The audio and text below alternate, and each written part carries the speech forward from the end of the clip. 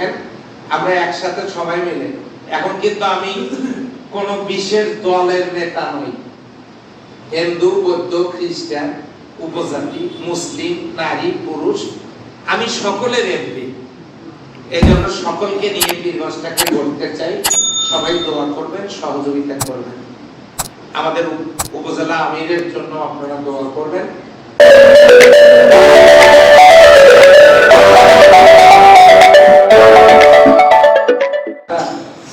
দোয়া করেন আমি যেন পারি। মানে এগুলো খোঁজ নিয়ে দেখি যে প্রত্যেকটা কোটভুক্ত রাস্তার জন্য অতীতে বরাদ্দ হয়েছে এবং বরাদ্দগুলো নাই। কে বা কারা?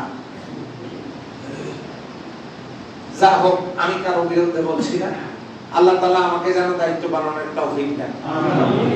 আপনারা আমার আয়না, আয়নার সামনে নিলে যেন আমার মুখের দাঁত বলে দেয়। আমার দোষ ত্রুটিগুলো আপনারা আমাকে সরাসরি দেখায় দেবেন। আয়না বাড়িতে আছে, এখানে কি মুখ দেখার সুযোগ আছে? ওই রকম আমাকে ফোন দিয়ে কাছে ডেকে বা গিয়ে আমাকে সংশোধন করবেন।